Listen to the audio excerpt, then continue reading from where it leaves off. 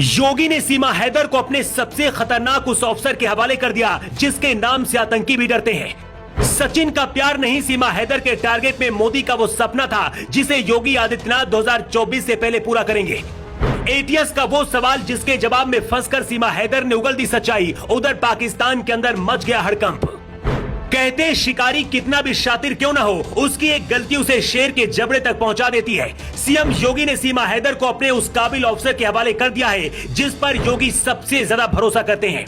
ATS सीमा हैदर से जो सवाल पूछ रही थी वो सवाल सीमा हैदर के दिमाग में पहले से चल रहे थे। सीमा हैदर हर सवाल का जवाब मुस्कुराते हुए दे रही थी, लेकिन एटीएस और खुफिया विभाग के एक सवाल के जवाब में सीमा हैदर फंस गई और पूरा सच उगल दिया। सीमा हैदर की कहानी दुनिया की सबसे बड़ी जासूस माता हारी की जैसी है। खुफिया एजेंसियों को शक हो गया था कि सीमा हैदर कहीं माता हारी बनकर भारत तो नहीं आई है। सीमा हैदर की प्रेम कहानी पर यकीन करने वाले पहले माता हारी की कहानी जान लें। माता हारी 1876 में नीदरलैंड में पैदा हुई थी। बचपन में ही पेरिस आ गई थी। बहुत ही शानदार डांसर बन गई थी। सेना के बड़े बड़े अधिकारी उनके कायल हुआ करते थे। अपनी यादाओं से किसी को भी दीवाना बना लेती थी। माता हारी के संपर्क में सेना और सरकार के बड़े नेता आ चुके थे और उनसे वो खुफिया जानकारी लेती थी। जब राज का खुलासा हुआ तो मालूम चला कि माता हारी एक जासूस हैं, वो भी कोई छोटी मोटी नहीं बल्कि बेहद ही खतरनाक जासूस जो इंटेलिजेंस नेटवर्क में भी घुस सकती हैं। माता हारी खुफिया जानकारी फ्रांस को भेजती थी और इस तरह से प्रथम विश्व युद्ध में फ्रांस ने कई राज्यों में कब्जा कर लिया था। बाद में फ्रांस ने ही माता हारी को गोलियों से छलनी कर खत्म कर दिया था। अब चलिए आपको वो 3 बड़ी वजह बताते हैं जिसके बाद आपको यकीन हो जाएगा कि सीमा हैदर और सचिन का ये प्यार नहीं बल्कि सीमा हैदर एक खतरनाक पाकिस्तान की आईएसआई एजेंट है। पहली वजह, पाकिस्तान में 70,000 का मोबाइल फोन खरीदने वाली सीमा हैदर को भारत के 13,000 की नौकरी करने वाले लड़के से प्यार हो जाता है। सीमा हैदर अपने 4 बच्चों के साथ भारत आई है। जितना सचिन महीने में कमाता है, नोएडा में रहकर उतने का राशन भी उसके परिवार के लिए कम पड़ जाएगा। दूसरी वजह, सचिन और सीमा हैदर का स्टैंडर्ड देखकर कभी नहीं लगता है कि ये प्यार हो सकता है। रहना और जीना दोनों की उम्र के फासले और सीमा का हद से ज्यादा कॉन्फिडेंस। तीसरी सबसे बड़ी वजह है, सीमा हैदर का भाई पाकिस्तान की सेना में है और चाचा पाकिस्तान की सेना में बड़े अफसर हैं। सीमा हैदर खुद को अनपढ़ बताती हैं, लेकिन उन्हें 4 भाषाएं आती है। फर्जी आधार कार्ड और पासपोर्ट मिले हैं। भारत आने से पहले अपना पाकिस्तानी फोन तोड़ देती हैं। सीमा हैदर ने 8 मई को पाकिस्तान में 70,000 रुपए का जो मोबाइल फोन खरीदा था, एटीएस को उसका बिल भी मिल गया है और इसी दिन 8 मई को ही सीमा हैदर का पासपोर्ट जारी हुआ था।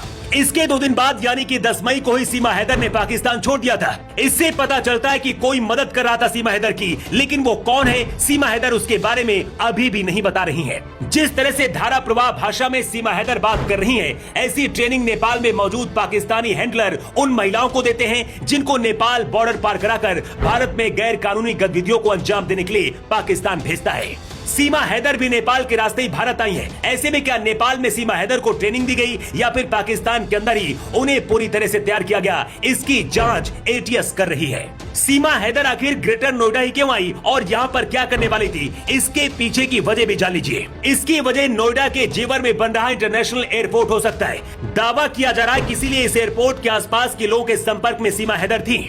ये एयरपोर्ट मोदी योगी का ड्रीम प्रोजेक्ट भी है। हो सकता है पाकिस्तान इसे उड़ाना चाह रहा हो या फिर कुछ और बड़ी प्लानिंग आईएसआई की थी।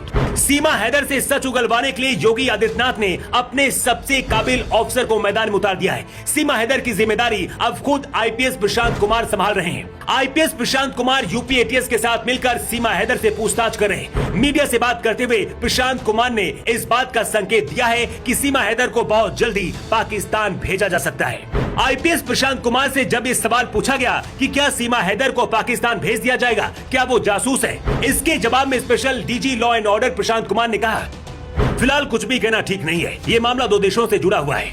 जब तक पर्याप्त साक्ष्य नहीं मिल जाते हैं, कुछ भी करना उचित नहीं है।